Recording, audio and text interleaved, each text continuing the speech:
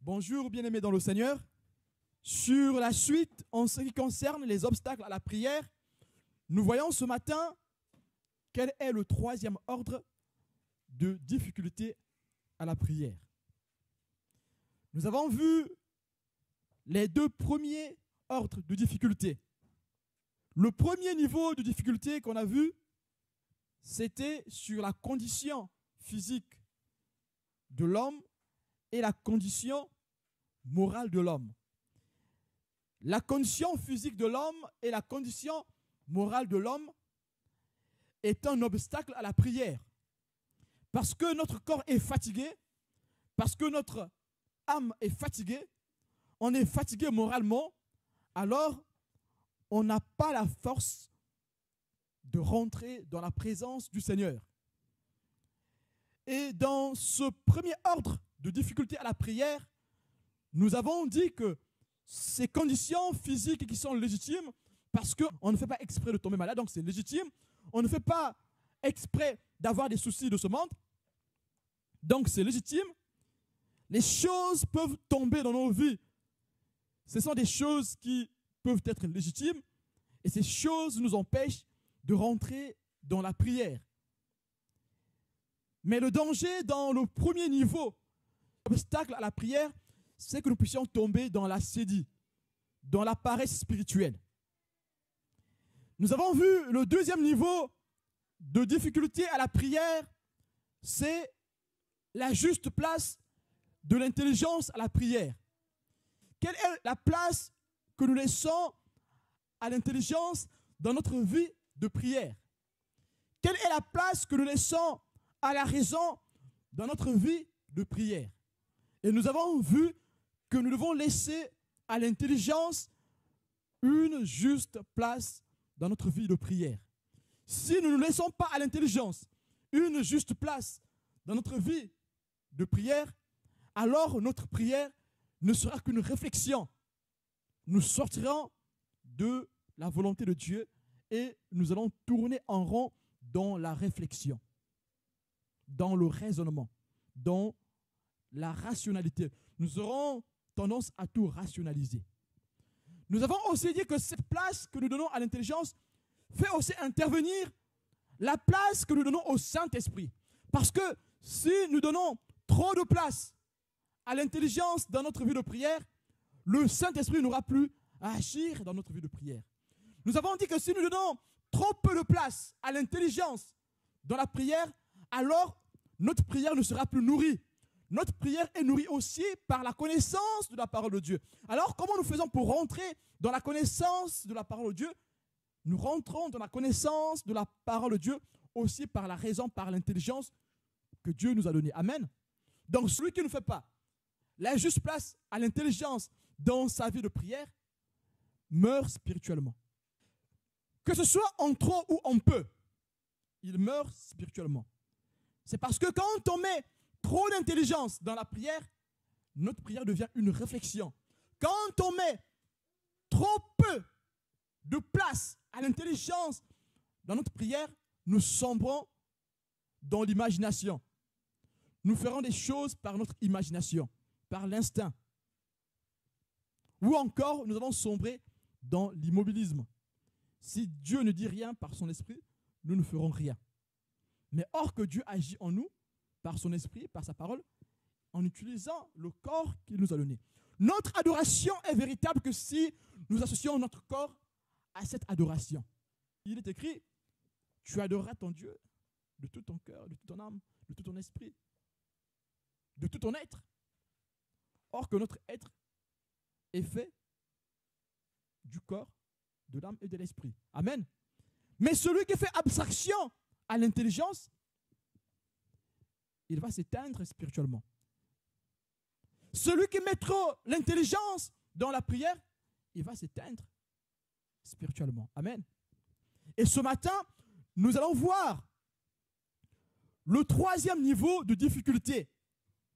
Le troisième ordre de difficulté dans la prière, c'est le non-exaucement de la prière.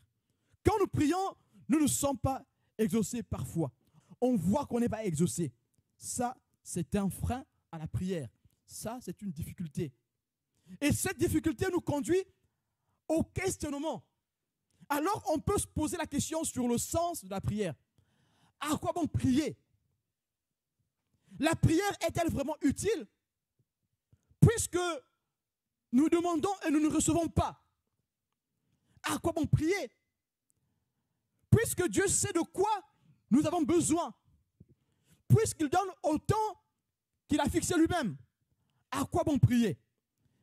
Pour les personnes qui vouent leur vie à la prière, cette question devient une épreuve par excellence. Et on se pose des questions. Dieu ne peut-il sauver les hommes sans la prière? De toute façon, quand on voit comment le monde va, peut-on vraiment dire que la prière hâte l'avènement du royaume si jamais il revient? Ces questionnements peuvent être une cause radicale au refus de prière. Laurent, le priant, qui se heurte à cette épreuve, peut arriver à arrêter définitivement la prière. Ce priant qui rencontre ces difficultés peut arrêter temporairement la prière. Pour ce dernier, la prière deviendrait inutile. Puisque Dieu est souverain, pourquoi dois-je passer le temps à prier? Cette personne ferait des prières de secondes. La prière ne sera plus la priorité dans la vie de ce dernier. Puisque c'est disant que Dieu ne m'a pas exaucé, pourquoi vais-je continuer à prier? Puisque Dieu connaît mes peines, Dieu sait de quoi je souffre. Ça fait tant d'années que je demande cette chose, je n'arrive pas à la voir. Un jour, quelqu'un m'a dit, tu sais, je ne prie plus pour ce sujet, parce que ça fait longtemps que je prie. Je laisse Dieu faire sa volonté. Cette personne me dit qu'elle laisse Dieu faire sa volonté. Elle ne prie plus, c'est parce que ça fait longtemps qu'elle prie. Dieu n'a pas répondu. Maintenant, je ne prie plus pour ce sujet, je laisse Dieu faire sa volonté. Par quel moyen Dieu fait sa volonté? C'est vrai que Dieu sait tout. Avant que nous ouvrons la bouche, Dieu sait ce que nous allons lui demander. C'est vrai. Mais est-ce que parce que tu as beaucoup prié, que tu as trop prié pour ce sujet, que tu vas maintenant laisser Dieu faire sa volonté? Comment Dieu fait sa volonté dans nos vies?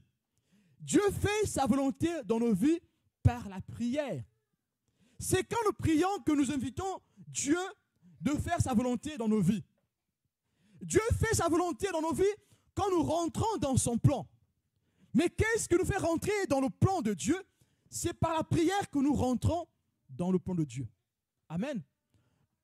Nous l'avions dit dernièrement que nous ne prions pas pour changer le plan de Dieu, mais nous prions pour rentrer dans le plan de Dieu. Quand nous demandons que la volonté de Dieu soit accomplie dans nos vies, en fait, nous demandons simplement de rentrer dans le plan de Dieu. Amen.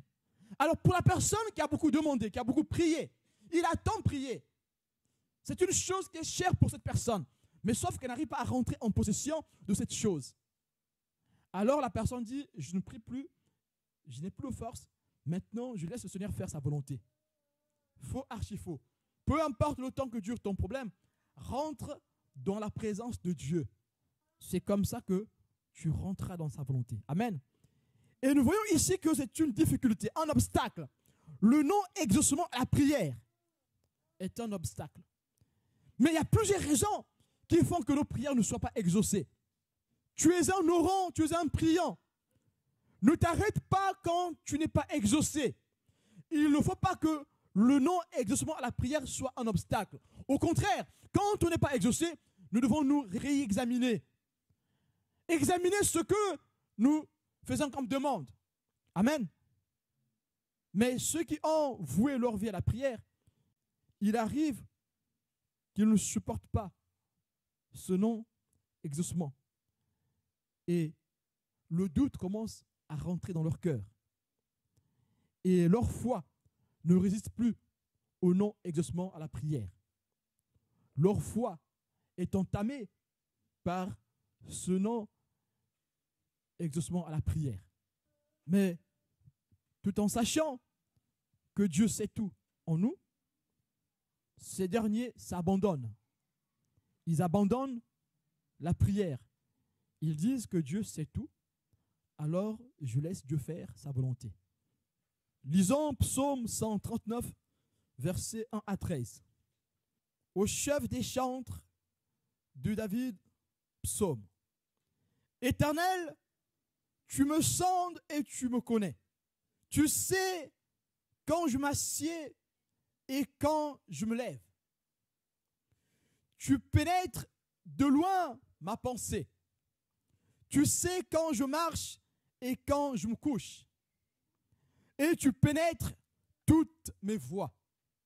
Car la parole n'est pas sur ma langue, que déjà, ô Éternel, tu la connais entièrement.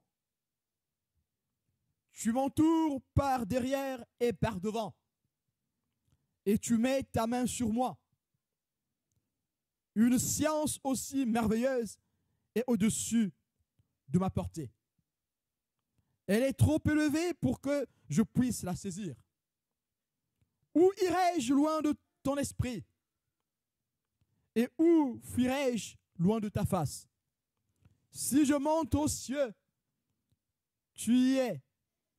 Si je me couche au séjour des morts, t'y voilà. Si je prends les ailes de l'aurore et que j'aille habiter à l'extrémité de la mer, là aussi ta main me conduira et ta droite me saisira. Si je dis au moins les ténèbres me couvriront, la nuit devient lumière autour de moi. Même les ténèbres ne sont pas obscures pour toi. La nuit brille comme le jour et les ténèbres comme la lumière. C'est toi qui as formé mes reins, qui m'as tissé dans le sein de ma mère. Amen. Ici, nous voyons bien que Dieu sait toutes choses. C'est Dieu qui nous a tissés dans le sein de notre mère. Alors, quand notre foi ne résiste pas au non-exaucement à la prière, nous lâchons prise et nous disons que Dieu, qui connaît toutes choses, qui m'a tissé dans le sein de ma mère, connaît mon besoin, alors je ne prie plus. Je laisse Dieu faire sa volonté. Non, Dieu fait sa volonté que quand nous prions. Il y a des choses, pour les recevoir dans le Seigneur, il faut rentrer dans la prière. Et c'est là que la volonté de Dieu s'accomplit dans nos vies. Celui qui arrête de prier, il ne verra pas la volonté de Dieu s'accomplir dans sa vie. Voilà pourquoi ce matin, nous allons voir quelques raisons qui doivent nous pousser à toujours prier. Même si nous n'avons pas reçu de réponse, de solution à notre prière, nous devons continuer à prier. Il ne faut pas que le non-exaucement soit un frein, un obstacle, une limite pour nous. Plus nous ne sommes pas exaucés dans ce que nous demandons, plus ça prend du temps, plus nous devons persévérer. La première raison, c'est que Dieu sait ce qu'il y a de meilleur pour nous. Et quand nous prions et que nous ne recevons pas, il faut toujours dire que Dieu sait ce qu'il y a de meilleur pour nous. Et Dieu ne donne pas toujours ce que nous demandons. Pourquoi? C'est parce que parfois, ce que nous demandons n'est pas forcément meilleur pour nous. Et Jacques chapitre 4 verset 3 pouvait dire: vous demandez et vous ne recevez pas parce que vous demandez mal, dans le but de satisfaire vos passions. Amen. Et souvent, quand nous lisons ce texte, nous croyons simplement que les passions ici, c'est des choses qui nous poussent dans le péché. Non, nous pouvons demander une chose qui n'est pas un péché, mais qui est une passion. Mais puisque cette chose qui n'est pas visiblement un péché, mais qui est une passion pour nous, ne rentre pas dans le plan de Dieu, nous ne recevrons pas cette chose. Parfois, cette chose est légitime. Avoir un travail, c'est légitime, n'est-ce pas? Avoir des enfants, c'est légitime, n'est-ce pas? Avoir une épouse, c'est légitime, n'est-ce pas? Avoir des amis, c'est légitime. Avoir une famille, c'est légitime. Mais quand ces choses sont une passion pour nous, elles ne sont plus légitimes dans le plan de Dieu. Je ne sais pas si je me fais comprendre. Puisque cette chose devient pour moi une passion, il n'y a rien qui dépasse une passion dans la vie. Celui qui a une passion, Dieu n'a plus la place principale dans sa vie. Alors cette chose que tu demandes ne peut plus rentrer dans le plan de Dieu. Puisque cette passion va te retirer de la présence véritable du Seigneur. Tu croiras être dans la présence de Dieu, mais en réalité, puisque tu as une passion dans ta vie qui dépasse l'amour que tu as pour ton Dieu, tu ne seras plus dans la réelle présence du Seigneur. Ta demande pour l'enfant dépasse l'amour que tu as pour Dieu. Ta demande pour une femme dépasse l'amour que tu as pour Dieu. C'est une passion pour toi. Tu veux trouver du travail, c'est une passion. Tu mets Dieu au second plan. La Bible dit, celui qui aime son père plus que le Seigneur, sa femme plus que le Seigneur, son mari plus que le Seigneur, il n'est pas digne de moi, comme dit le Seigneur. Amen. Puisque tu as fait de ton enfant ta passion, tu as relégué Dieu au second plan. Donc, tu n'es pas digne d'être serviteur. Tu as fait de l'enfant une passion. Donc, Dieu ne te donnera pas l'enfant. Dieu te donnera l'enfant quand tu aurais compris que Dieu d'abord, l'enfant après. Amen. Et là, l'enfant n'est plus une passion. Et nous, on rentre dans le questionnement, à quoi bon prier? Est-ce que c'est utile? Puisque Dieu donne quand il veut. Puisque Dieu fait comme il veut. Pourquoi alors prier? Ça fait longtemps que je prie, ça ne sert à rien. Je laisserai Dieu faire. Je vais continuer à lire ma parole. Mais pour ces thèmes-là, je ne prierai plus. Tu ne rentreras jamais dans le plan de Dieu. Si nous voulons recevoir ce que nous demandons, nous ne devons pas faire de ces demandes une passion. Voilà pourquoi vous allez voir que les païens, quand ils prient, ils multiplient les paroles. Amen. C'est le Christ qui le dit.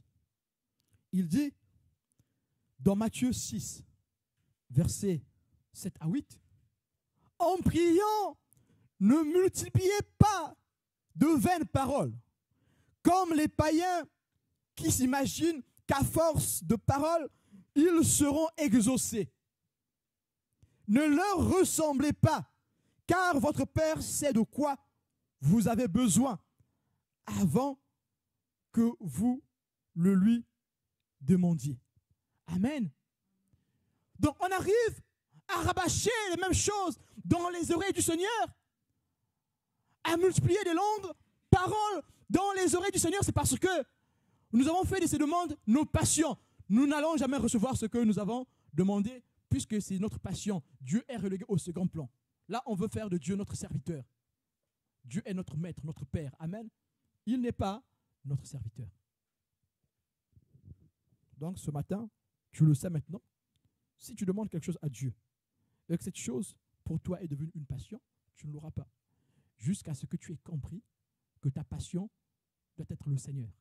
Tout ce que tu demandes, c'est derrière, au second plan. Recherchez premièrement le royaume des cieux et sa justice.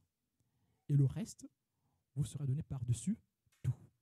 Ça veut dire que recherchez premièrement l'amour de Dieu. Si nous recherchions réellement d'abord l'amour de Dieu, Dieu pensera à nous. C'est ça la vraie prière. Amen. Mais les païens pensent qu'en multipliant les paroles, c'est là que Dieu va les exaucer. Ceux qui ont fait de leur demande une passion multiplient la prière. Et vous allez voir que ces personnes multiplient les prières même quand ils ne prient pas. En fait, puisqu'elles multiplient les paroles dans la prière, pour eux, c'est devenu des plaintes. Ces personnes ne prient plus. Ces personnes se plaignent devant le Seigneur. Sauf que Dieu, ce n'est pas les plaintes qu'il écoute. Dieu écoute les prières. Dans la plainte, il n'y a pas la confiance. Dans la prière, il y a la confiance. Retenons encore ce matin, la base de la prière chrétienne, c'est la foi. La base de la prière chrétienne, c'est la confiance en Jésus-Christ. Si nous faisons nos prières en dehors de la confiance en Christ, nous allons tourner en rond. Nous allons l'antiponer. Amen.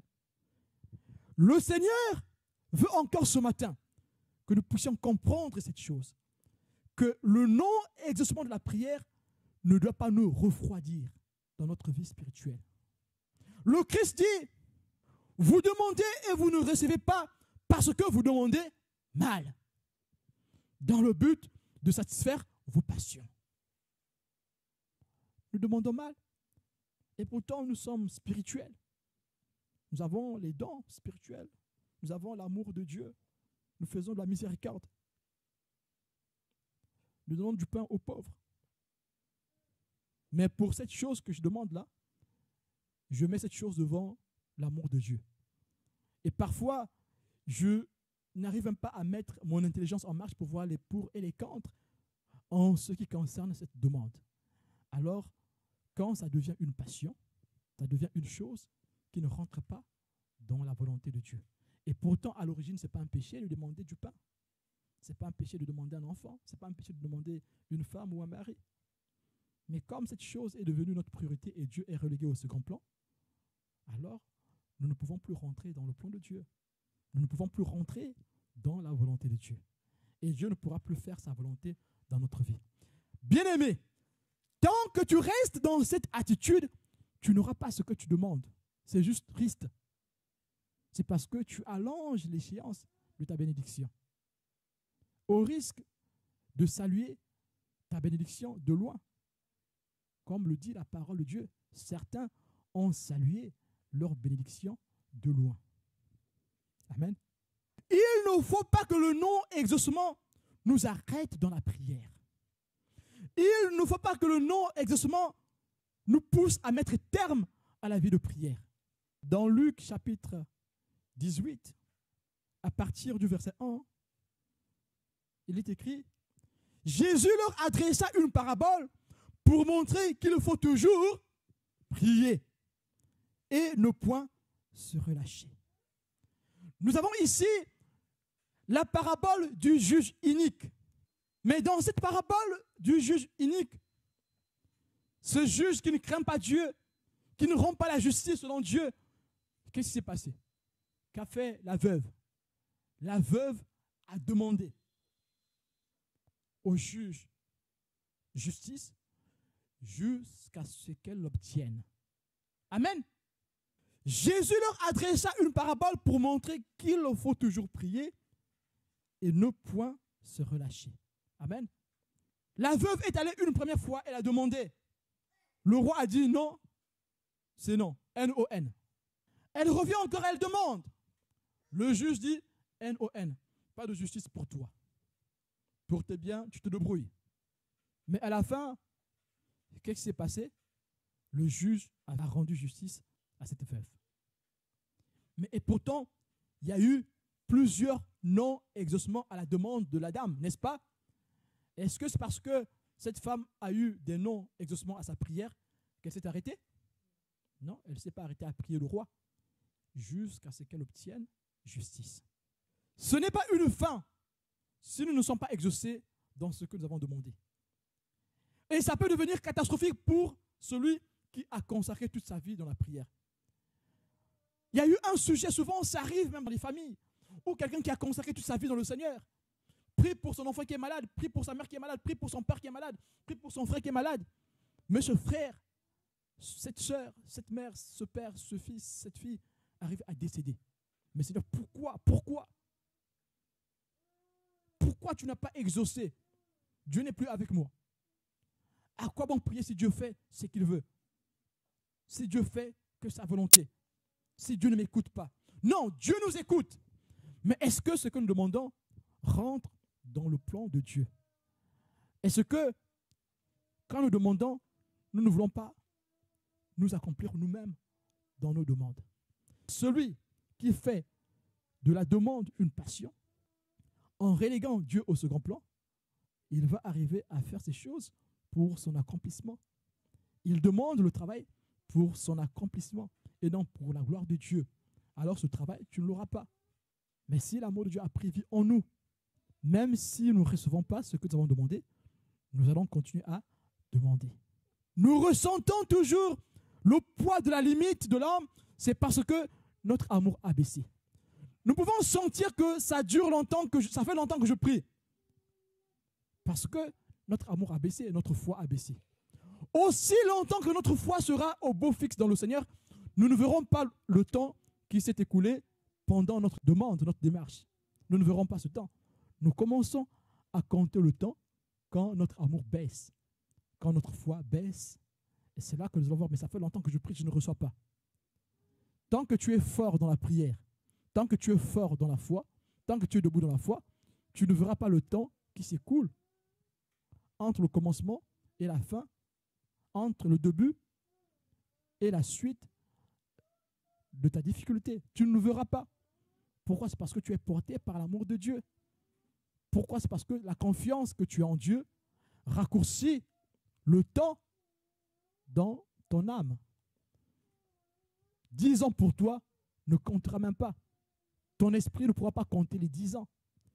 C'est le jour où tu vas recevoir ta bénédiction, ton salut, que tu vas dire, tiens, c'est vrai que j'ai quand même attendu pendant 10 ans. Ça ne sera pas un regret pour toi. Parce que tu as été dans la volonté de Dieu. Et tu as été porté par le Seigneur. Amen. Donc, ceux qui s'arrêtent sur le non-exaucement, ce sont ceux-là qui ont, dans un moment de leur vie, fait abstraction ou qui ont, pendant un peu de temps, mis la foi de côté. Alors, ils peuvent voir le temps s'écouler. Et c'est dur. Amen. Dans le non-exaucement, gardons la foi, persévérons dans la prière, soyons comme cette veuve qui a demandé jusqu'à recevoir sa bénédiction auprès du juge inique. Marc 11, 24 dit, « C'est pourquoi je vous dis, tout ce que vous demanderez en priant, croyez que vous l'avez reçu et vous le verrez s'accomplir. » Ça aussi, c'est une raison qui peut faire qu'il y ait le non-exaucement à la prière. Nous demandons une chose, mais nous croyons que nous demandons avec foi. Sauf que Dieu voit que nous ne demandons pas avec foi. Et souvent, nous arrivons à demander sans la foi, c'est parce que notre amour s'est déplacé. C'est parce que notre foi a baissé. Notre confiance a baissé. Comment peux-tu demander une chose à Dieu si ta confiance a baissé? Tu n'auras pas cette chose. Et puisque nous sommes obstinés, puisque cette chose est pour nous une passion, nous allons continuer à demander et à la fin, on va commencer à accuser Dieu. Mais non, c'est nous qui demandons sans la foi. C'est nous qui demandons tout en étant à côté de la plaque, comme on le dit. C'est pourquoi je vous dis, tout ce que vous demanderez en priant, croyez que vous l'avez reçu et vous le verrez s'accomplir. Et la Bible dit encore que celui qui demande en doutant, c'est un insensé. Qu'il ne pense pas qu'il recevra ce qu'il a demandé. Demandons avec foi, avec confiance. Il faut qu'on ait confiance au Seigneur. Mais sauf que pour ceux qui baissent dans la foi, quand ça commence à durer, leur confiance baisse. Et ces personnes vont se plaindre jusqu'à ne plus s'arrêter, jusqu'à arrêter la vie de prière. Celui qui arrête de prier, il s'avoue vaincu par l'ennemi. Amen. Qu'il ne pense pas recevoir cette bénédiction qu'il a tant demandé. Revenons à la source. Rechargeons les batteries dans la prière. Amen. Une autre difficulté dans la réponse à la prière, dans le non-exaucement à la prière, c'est que nous voulons parfois mener le combat tout seul. Il y a des faveurs pour les avoir, il faut conjuguer en groupe les efforts. Mais parfois, nous voulons tout garder pour nous-mêmes, nous voulons avoir une vie secrète où nous ne voulons pas que personne ne soit au courant de cette chose. Mais sauf qu'en gardant cette chose pour toi, tu n'auras pas de l'aide dans la prière. C'est comme ça que Dieu fait les choses. Il y a des choses pour rentrer en possession de ces dernières, Il faut faire comme le dit la parole de Dieu. Ici, dans Matthieu chapitre 18, verset 19, il est écrit « Je vous dis encore que si deux d'entre vous s'accordent sur la terre pour demander une chose quelconque, elle leur sera accordée par mon Père qui est dans les cieux. » Donc, il y a des choses. Pour les avoir, il faut partager avec quelqu'un pour être soutenu dans la prière. Mais si tu as ce culte de toujours garder pour toi, mais qui pourra t'aider? Et nous connaissons dans la Bible plusieurs versets là où on demande si quelqu'un est malade, va voir les anciens, on va prier pour toi et puis Dieu va écouter la prière de la foi, sauvera le malade, n'est-ce pas? Plusieurs versets. Mais si tu as ce culte de toujours garder pour toi, tu veux faire dans ton coin, qui pourra te soutenir? Parfois, le mot que va compléter l'autre frère ou l'autre sœur sera le mot que Dieu va écouter dans ta demande. Amen. Mais si nous voulons faire tout nous-mêmes, dans notre coin, alors ça ne pourra pas marcher. Dieu ne veut pas que nous soyons des associables spirituels. Donc, il y en a qui sont associables spirituels. Ils veulent tout faire tout seuls. Ils ne veulent pas partager leurs difficultés avec les autres. Mais sauf qu'en partageant notre difficulté avec les autres, nous communions avec eux pour prier ensemble afin que Dieu nous exauce. Voilà pourquoi il est important aussi de prier en communauté, des prières d'intercession ensemble. Partager une chose ne veut pas dire se plaindre. Dieu n'aime pas les plaintifs. Celui qui se plaint n'a pas la foi. Il a perdu la foi. Quand tu as l'habitude de plaindre, c'est que tu as perdu ta foi. Ici, nous ne parlons pas des plaintes, mais nous parlons de partager un sujet de prière dans le cadre de la foi, dans le cadre de la communion fraternelle. Et sachez-le, bien-aimés, la communion fraternelle est efficace pour l'exaucement dans la prière. Si tu as un sujet de prière, tu as prié assez longtemps tout seul, tu n'arrives pas à trouver et que tu sais dans ton cœur que cette chose, c'est la volonté de Dieu, que ce n'est pas une passion pour toi, vois d'autres frères, d'autres sœurs, afin de rentrer dans ta bénédiction. Prie avec ces personnes. Partage cela avec les autres, prie ensemble et Dieu te visitera. Et nous avons tous besoin d'un accompagnement dans la prière. On appelle ça un accompagnement. Il y a des sujets pour lesquels il faut un accompagnement dans la prière pour être exaucé.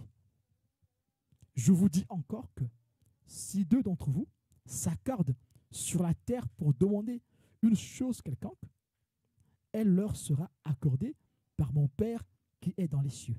Amen. Deuxième réponse qu'on peut avoir dans le questionnement du non-exaucement qui nous conduit à se dire à quoi bon prier? La prière est-elle utile? C'est Dieu respecte la liberté de l'homme. Amen. Et Dieu ne peut donc faire arriver des événements, des décisions au mépris de cette liberté qu'il nous accorde. Dieu ne peut faire advenir des choses dans ta vie au détriment de la liberté qu'il nous a accordée. Car nous sommes libres. Dès le commencement, Dieu a créé l'homme comme étant libre de choisir. Il a mis deux choses devant Adam. Mais Adam a choisi la mauvaise chose. Amen. Ça, c'est la liberté que Dieu donne à l'homme. Et Dieu veut que dans la relation que l'homme a avec lui, que ce soit une relation choisie et non une relation imposée. Amen. S'il arrive que nous ne sommes pas exaucés dans notre prière, sachons-le, c'est parce que Dieu respecte la liberté de l'homme. Amen. Et il y a une réelle volonté. Dans la relation qu'il y a entre l'homme et Dieu, la volonté de Dieu et la liberté de l'homme communiquent. Amen. Alors, entre la volonté de Dieu et la liberté de l'homme se noue un dialogue permanent. Nous sommes des acteurs dans cette chose, dans cette bénédiction, que nous devons recevoir du Seigneur. C'est vrai que c'est un don que Dieu nous fait. Quand nous prions, même si tu as fait 40 jours de jeûne et que Dieu t'a répondu, c'est une grâce, c'est un don. Ne pense pas que tu l'as mérité. Tu ne l'avais pas mérité. Dieu t'a fait grâce. Mais dans cette grâce, Dieu veut que tu puisses l'accepter. Il y en a qui ont refusé leur bénédiction. Est-ce que c'est à Dieu la faute? Non. Dieu a donné la bénédiction, ils l'ont refusé. Ils ont choisi d'autres chemins. Adam était dans la bénédiction. Dans le jardin d'Éden, il avait tout. Mais qu'est-ce qu'il a fait? Il a refusé la bénédiction, il a choisi le mal. Amen. Dieu respecte la liberté de l'homme et ne peut faire arriver dans sa vie des événements, des choses que l'homme n'a pas choisies, n'a pas acceptées. Dieu ne force à personne la conversion. Même à Paul, Dieu ne lui a pas forcé la conversion. C'est Paul qui a choisi d'être converti. Amen. Le jour où le Seigneur s'est révélé à Paul sur la route de Damas, il ne lui a pas imposé sa conversion. C'est le Dieu Tout-Puissant. Il se révèle à toi. Maintenant, c'est à toi de dire oui, je veux, non, je ne veux pas. Et Paul avait 3 jours pour réfléchir. Paul a jeûné 3 jours sans boire ni manger. C'est après cela que Paul a été baptisé. Dites-moi, vous croyez que Anania pouvait baptiser Paul si Paul n'avait pas une bonne confession de foi, si Paul n'a pas accepté l'amour de Jésus? Anania a baptisé Paul, c'est parce que Paul a accepté la foi du Christ. Donc Paul a fait le choix de suivre le Christ. Amen. Donc Dieu respecte notre volonté. Toi qui dis que j'ai trop demandé, je ne demande plus. J'ai trop demandé, maintenant je laisse Dieu faire sa volonté. Mais tu ne pourras pas recevoir puisque tu ne demandes plus. Dieu ne pourra pas te forcer d'avoir cette bénédiction. Il faut que tu demandes. Il faut que ton cœur soit disposé. Sachez-le, toutefois que les choses arrivent dans notre vie, c'est que notre cœur a été disposé pour les recevoir. Cela ne veut pas dire que nous avons mérité. Non, nous ne méritons rien du tout dans tout ce que nous avons.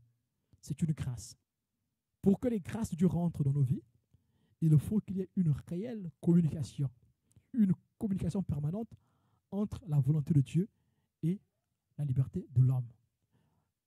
La liberté de l'homme doit se conjuguer avec la volonté de Dieu.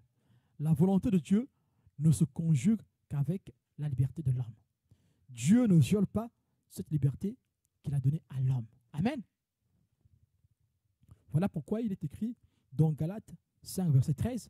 Frères, vous avez été appelés à la liberté. Nous avons été appelés à la liberté. Amen. Seulement, ne faites pas de cette liberté un prétexte de vivre selon la chair. Mais rendez-vous par la charité, serviteurs les uns des autres. Vous avez été appelés à la liberté. Nous avons été appelés à la liberté. Cette liberté à laquelle nous avons été appelés doit se conjuguer avec la volonté de Dieu. Amen. Et le dernier point, c'est que Dieu respecte la condition humaine de l'homme.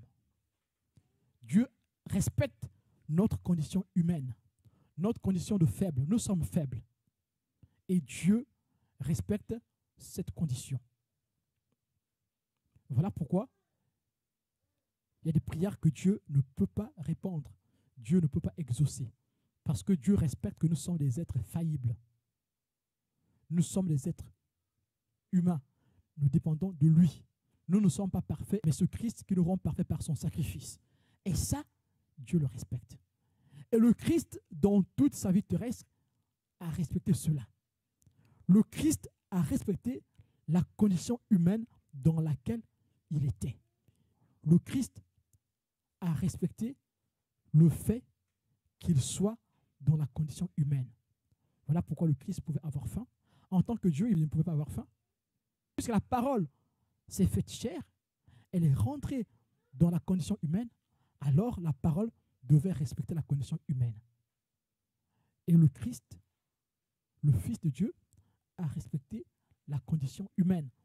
Et Dieu fait de même pour nous. Dieu respecte notre condition humaine. Notre condition humaine, c'est que nous sommes faibles. Nous ne sommes pas infatigables.